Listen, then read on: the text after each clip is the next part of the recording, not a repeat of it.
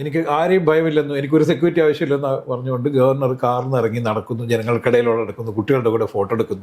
ഇപ്പൊ ഇന്നലെ റിപ്പോർട്ടർ ചാനലിലെ മീറ്റ് എഡിറ്റേഴ്സിലൊക്കെ ഇരുന്ന് മറ്റേ ബ്ലഡി കണ്ണൂർ എന്നാണോ, ബ്ലഡി ഹിസ്റ്ററി ഓഫ് കണ്ണൂർ എന്നാണോ എന്നൊക്കെ പറഞ്ഞ് വലിയ ചർച്ചകളുണ്ടായി. പക്ഷെ ഇവിടെ ക്ഷമിക്കാതെ വേറെ നിവർത്തിയില്ല എന്നുള്ള അവസ്ഥയിലേക്ക് ആരിഫ് മുഹമ്മദ് ഖാൻ എത്തിച്ചിരിക്കുന്നു. മയം വേണ്ടത് ഒരേ ഒരു പാർട്ടിയുടെ ആവശ്യമാണ്, അത് CPM-ന്റെ ആവശ്യമാണ്. കാരണം CPM ഇന്ന് വരെ കളിച്ച എല്ലാ കളികളിലും CPM വളരെ അപ്രഭാവിത്വം നേടുകയും ജയിക്കുകയും ചെയ്തിട്ടുണ്ട്. പക്ഷെ ഇവിടെ അത് ജയിക്കാൻ ഒരു സാധ്യതയും ഇല്ല. ഗവർണർ ഞാൻ വരില്ല എന്ന് പറഞ്ഞു കഴിഞ്ഞ പ്രാവശ്യം. നയപ്രഖ്യാപന പ്രസംഗത്തിൽ ഞാൻ പങ്കെടുക്കില്ല, പ്രശ്നം പരിഹരിക്കാതെ ഞാൻ വരില്ല എന്ന് പറഞ്ഞു. ഈ വർഷം അതുണ്ടാവും. മറ്റേ തെമ്മാടി ഗവർണർ എന്നായി, പിന്നീട് ABVP-യുടെ സംസ്ഥാന പ്രസിഡന്റ് ആകാനായി.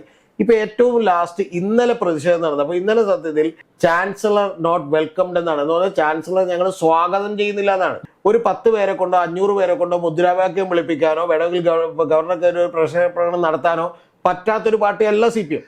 പിണറായി വിജയൻ അല്ലെങ്കിൽ CPM ജനതാ പാർട്ടിയുടെ, അതായത് നേരത്തെ പ്രധാനമന്ത്രിയൊക്കെ ആയിരുന്ന പ്രമുഖനായ ഒരു നേതാവ് ദേവേഗൌഡയുടെ സഹായം തേടിയിട്ടുണ്ട് എന്നും. ഇത് ഗവർണർ ആരിഫ് മുഹമ്മദ് ഖാനാണ്. ഞാൻ നേരത്തെ ഒരു വീഡിയോ തന്നെ പറഞ്ഞു ആരിഫ് മുഹമ്മദ് ഖാന്റെ അടുത്ത് ഇതൊന്നും നടക്കില്ല എന്ന്. ബ്ലഡി ഹിസ്റ്ററി ഓഫ് കണ്ണൂർ എന്നാണ് പറഞ്ഞ പുള്ളി. ബ്ലഡി കണ്ണൂർ എന്നല്ല പറഞ്ഞത്. അപ്പൊ ബ്ലഡി ഹിസ്റ്ററി ഓഫ് കണ്ണൂർ എന്ന് പറഞ്ഞാൽ കണ്ണൂരിൽ അങ്ങനെ രക്തരൂക്ഷിതമായിട്ടുള്ള ഒരു ചരിത്രമുണ്ട്. ഇന്നലെ നമ്മൾ ഏറ്റവും കൂടുതൽ നമ്മൾ നല്ല കേരളം ഏറ്റവും കൂടുതൽ ചർച്ച ചെയ്തത് ഗവർണറും SFIയും തമ്മിലുള്ള പോരാട്ടവും, ഗവർണർ പ്രോട്ടോകോൾ തെറ്റിച്ച് മിഠായി തെരുവിലൂടെ, കോഴിക്കോട് മിഠായി തെരുവിലൂടെ ഹൽവ രുചിച്ച് നടന്നതും ഒക്കെയാണ്. എനിക്ക് ആരെയും ഭയമില്ലെന്നും എനിക്കൊരു സെക്യൂരിറ്റി ആവശ്യമില്ലെന്ന് പറഞ്ഞുകൊണ്ട് ഗവർണർ കാറിൽ നിന്ന് ഇറങ്ങി നടക്കുന്നു, ജനങ്ങൾക്കിടയിലൂടെ നടക്കുന്നു, കുട്ടികളുടെ കൂടെ ഫോട്ടോ എടുക്കുന്നു. പിന്നീട് കാലിക്കറ്റ് യൂണിവേഴ്സിറ്റിയിലെ ക്യാമ്പസിൽ നടക്കുന്ന ഒരു വലിയ സെമിനാറിൽ പങ്കെടുക്കാൻ വേണ്ടി വന്നപ്പോൾ അദ്ദേഹത്തിനെ തടയാൻ വേണ്ടിയിട്ട് SFIൻ്റെ വലിയൊരു സംഘം നടക്കുന്നു. പോലീസിൻ്റെ വലിയ പ്രൊട്ടക്ഷനിൽ ഗവർണർ അവിടെ പ്രവേശിക്കുന്നു. അദ്ദേഹം സെമിനാറിൽ പങ്കെടുക്കുന്നു. അവിടെ വെച്ചിട്ടും SFI എന്ന് പറയുന്നത് ക്രിമിനൽ സംഘമാണെന്ന് അയാൾ വീണ്ടും പ്രഖ്യാപിക്കുകയൊക്കെ ചെയ്യുന്നു. കേരളത്തിൽ വലിയ രീതിയിൽ രാഷ്ട്രീയ ചർച്ചകൾ ഉണ്ടായ ദിവസമായിരുന്നില്ല. പക്ഷെ ഇന്ന് അതിനൊക്കെ ഒന്ന് മയം വന്നിട്ടുണ്ട്. മാത്രമല്ല, ഗവർണറെയും അല്ലെങ്കിൽ സർക്കാരും തമ്മിൽ പോരാട്ടം നടത്തേണ്ട ആളുകളല്ലെന്നും ഇത്തരം പോരാട്ടങ്ങൾ കേരളം പോലൊരു സ്റ്റേറ്റിന് അത്ര ഭൂഷണമല്ലെന്നും ഒക്കെ പറഞ്ഞുകൊണ്ട് സ്പീക്കർ N. ഷംസീർ രംഗത്ത് വന്നിട്ടുണ്ട്. ഇത് ഒരു തരത്തിലുള്ള മഞ്ഞുരുകലിൻ്റെ ഭാഗമാണോ എന്ന് സംശയിക്കേണ്ടിയിരിക്കുന്നു. ശരിക്കും രതീഷ്, എത്ര കാലം ഗവർണറോട് പോരാടി CPM നിൽക്കാൻ പറ്റും, അല്ലെങ്കിൽ നമ്മുടെ സർക്കാർ നിൽക്കാൻ പറ്റും? ഈ മറ്റേ തരികിടയൊക്കെ പോലെ ഒരു പ്രോഗ്രാം നേരത്തെ TV-യിലുണ്ടായിരുന്നു. തരികിട സാബുവിന്റെ പ്രോഗ്രാം അല്ല, ഇത് വേറെ ഒരു സൂര്യയിലായിരുന്നു. സൂര്യയിൽ ആ പ്രോഗ്രാം ഉണ്ടായിരുന്നു. ആ പ്രോഗ്രാമിന് ഞാൻ കണ്ടിട്ടുള്ള ഒരു രംഗം എന്ന് വെച്ചാൽ, നിരാഹാരം അനുഷ്ഠിക്കുന്നതിന് മുമ്പിൽ ചെന്ന് പഴംപൊരി കഴിച്ചുകൊണ്ടിരിക്കും. അപ്പൊ ഈ പഴംപൊരി കഴിച്ച് കുറച്ചാകുമ്പോൾ തന്നെ അവിടെയുള്ള ആളുകൾ വന്ന് അക്രമാസക്തരാവുകയും വയലൻ്റാവുകയും പിരിവിനായിട്ടൊക്കെ ലാസ്റ്റാണ് ഒരു ക്യാമറ വെച്ചിട്ടുണ്ടെന്ന് അറിയുന്നത്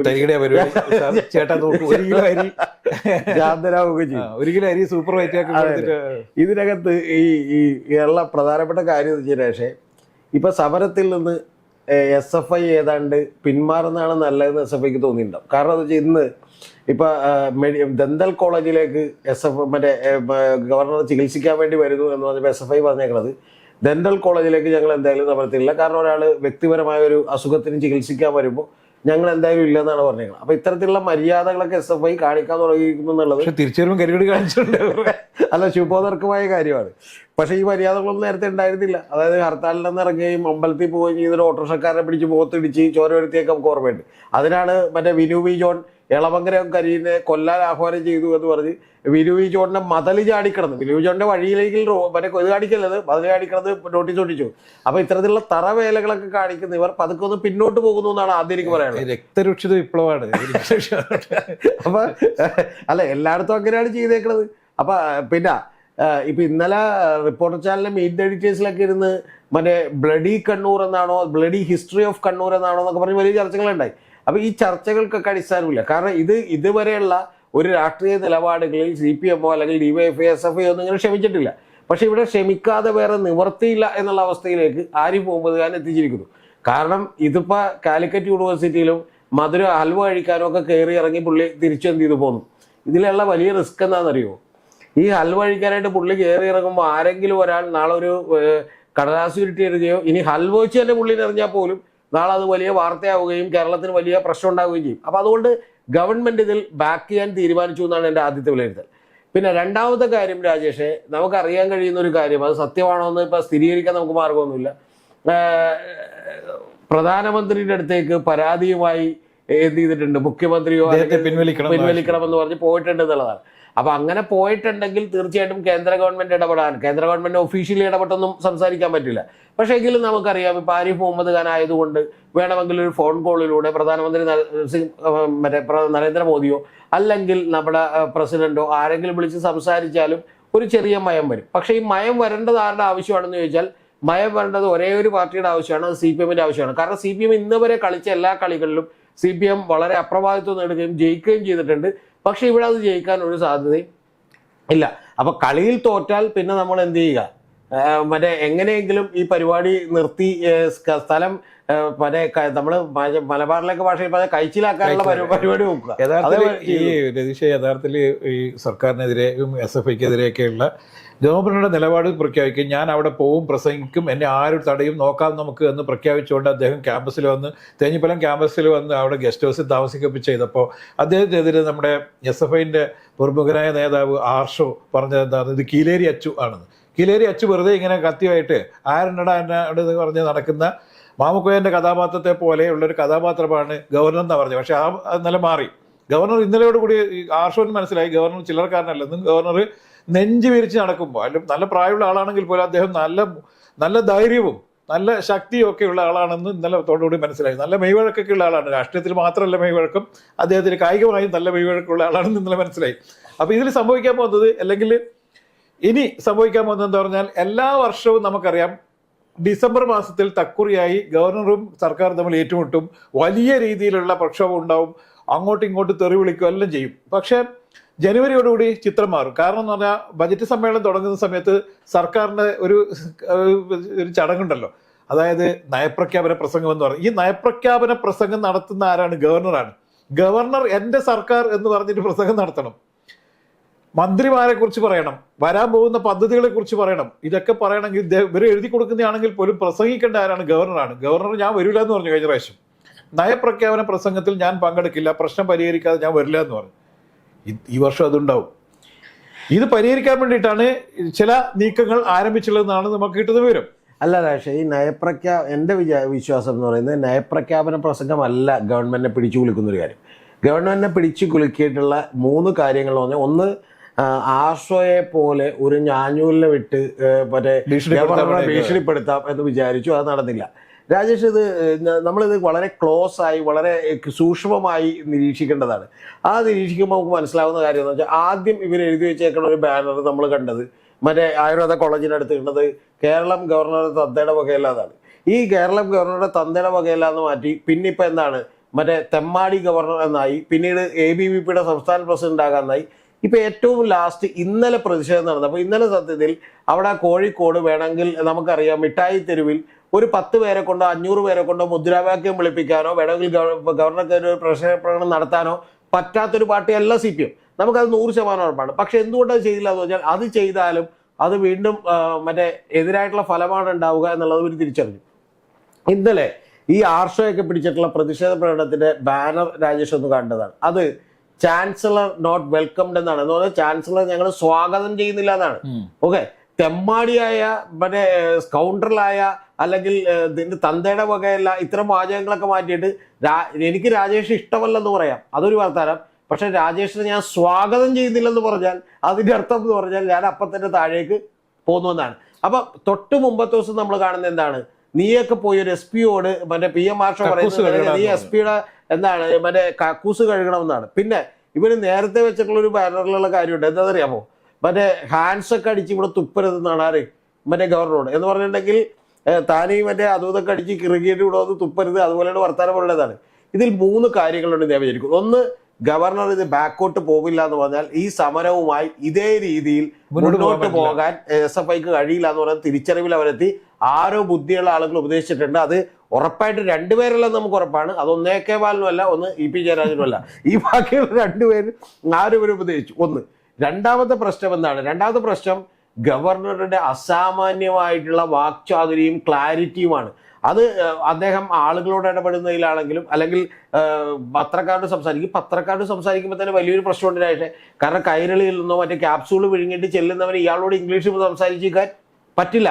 ഇയാള് അഡ്വക്കേറ്റ് ആണ്, അതുകൊണ്ട് തന്നെ വളരെ കൃത്യമായി ഓരോ വാക്കുകളും എടുത്താണ് പുള്ളി സംസാരിക്കുന്നത്. ഇപ്പൊ തന്നെ കണ്ണൂരിനെ കുറിച്ച് പറഞ്ഞപ്പോ ബ്ലഡി ഹിസ്റ്ററി ഓഫ് കണ്ണൂർ എന്നാണ് പറഞ്ഞത് പുള്ളി. ബ്ലഡി കണ്ണൂർ എന്നല്ല പറഞ്ഞത്. അപ്പൊ ബ്ലഡി ഹിസ്റ്ററി ഓഫ് കണ്ണൂർ എന്ന് പറഞ്ഞാൽ കണ്ണൂരിൽ അങ്ങനെ രക്തരൂക്ഷിതമായിട്ടുള്ള ഒരു ചരിത്രമുണ്ട്, കൊലപാതക പരമ്പരകളും ചരിത്രമുണ്ട്. നമ്മളിപ്പോ അദ്ദേഹം പറഞ്ഞൊരു സാധനം എന്ന് പറഞ്ഞാൽ നിങ്ങളുടെ മുഖ്യമന്ത്രിയെ നോക്കൂ, നിങ്ങളുടെ മുഖ്യമന്ത്രി പോലും പലതരത്തിലുള്ള കൊലപാതകങ്ങൾക്ക് നേതൃത്വം വഹിച്ചിട്ടുള്ള ആളാണ്, പ്രതിയായിട്ടുള്ള ആളാണ്. അതുകൊണ്ട് കണ്ണൂരിലെ പലതരത്തിലുള്ള കൊലപാതകങ്ങളുടെയും ചരിത്രം എനിക്കറിയാം. അല്ല, അതാ പറഞ്ഞത്. അതിനെക്കുറിച്ച് കൃത്യമായി പഠിക്കുകയും അടിക്കേണ്ടത് എവിടെയെന്ന് കൃത്യമായി അടിക്കുകയും ചെയ്യുന്ന ആരിഫ് മുഹമ്മദ് ഖാൻ ഇത് ഷാബാനു ബേഗം കേസിൽ അദ്ദേഹം വിട്ടുപോകുന്നപ്പോൾ നമ്മൾ കണ്ടിട്ടുള്ളതാണ്. ഒന്ന്. രണ്ടാമത്തെ കാര്യം, മൂന്നാമത്തെ രാഷ്ട്രീയ ഏറ്റവും വലിയൊരു പ്രശ്നമുണ്ട്. അതെന്താണെന്നറിയോ? നവകേരള സദസ് എന്ന് പറഞ്ഞ കാര്യം മീഡിയയിൽ നിന്ന് ഇല്ലാതായിപ്പോയി. അതായത് മുഖ്യമന്ത്രിയോട് സംസാരിക്കുന്നു, 4 മന്ത്രിമാർ സംസാരിക്കുന്നു. ഇനി ഒരു കാര്യം ഞാൻ ആവശ്യമുണ്ട്, തെറ്റായിക്കോട്ടെ ശരിയായിക്കോട്ടെ, ഇപ്പൊ ശൈല ടീച്ചറെ ചീത്ത പറയുന്നതായിക്കോട്ടെ, ഇനി ശ്രീമതി ടീച്ചറെ പുകഴ്ത്തുന്നതായിക്കോട്ടെ, എന്തും ആയിക്കോട്ടെ, മുഖ്യമന്ത്രിയുടെ ഒരു പരിപാടി അത് നവകേരള സദസ്സിന് വലിയ പ്രാമുഖ്യം കിട്ടുമെന്ന് മുന്നിൽ കണ്ടുകൊണ്ട് തന്നെയാണ് ഇത്തരം പരിപാടി ആസൂത്രണം ചെയ്തത്. 104 മണ്ഡലങ്ങൾ കഴിഞ്ഞപ്പോൾ ബാക്കി 36 എണ്ണത്തിൽ ഇത് ആരും മൈൻഡ് ചെയ്യാത്തൊരു പരിപാടിയായി പോകുമെന്ന് ഗവർണറെ ഇങ്ങനെ വിട്ടിട്ടുണ്ടെങ്കിൽ, അപ്പൊ ഗവർണറെ ഇങ്ങനെ വിടാതെ ഇനി എന്ത് ചെയ്യാം? തൽക്കാലം SFI ഞങ്ങൾ സത്യം പറഞ്ഞ ഇപ്പൊ ഇവര് പറഞ്ഞുകൊണ്ടിരിക്കണെന്ന് വെച്ചാൽ സോറി ഡിയർ, അബദ്ധത്തിന് വെല്ലുവിളിച്ചാണ്, ഇനി ഞങ്ങളെ പേടിപ്പിച്ചു വിട്ടാൽ മതി, ഞങ്ങൾ ആവർത്തിക്കുന്നതാണ്. അതാണ് PM ആർഷോയൊക്കെ ഈ ഷോ. ഇത് ഇന്നലെ ഗവർണറുടെ ഷോ ആണോ എന്ന് പറഞ്ഞ് എല്ലാവരും ചർച്ച ചെയ്തു. സത്യത്തിൽ ഇത് ആർഷോയാണ്, ഇത് ആർഷോയാണ്. ആർഷോയുടെ പുറകിൽ ശരിക്കും ആർഷോ ഒരു പാവപ്പെട്ട മറ്റേ കീ കൊടുത്ത് വിട്ടേക്കുന്ന ഒരു ആളാണ്. അപ്പൊ അതുകൊണ്ട് അത് CPM കീ കൊടുത്ത് വിട്ട ആളാണ്. CPM വന്നിട്ട് വളരെ ഗോവിന്ദ മാഷൊക്കെ ഇന്ന് ഞങ്ങൾ പ്രതിഷേധ പ്രകടനം നടത്തുമെന്നൊക്കെ പറയുന്നത്. പിന്നെ പ്രതിഷേധ പ്രകടനം നടത്തുമ്പോൾ കരിങ്കൊടി കാണിക്കുമ്പോൾ ഗവർണർക്ക് എന്താണ് കുഴപ്പമെന്ന് ചോദിച്ചാൽ, ഇതേ കരിങ്കൊടി കാണിക്കുന്നവൻ ഇപ്പുറത്ത് DYFIക്കാർ കൈകാര്യം ചെയ്യാണ്. ഇനി കരിങ്കൊടി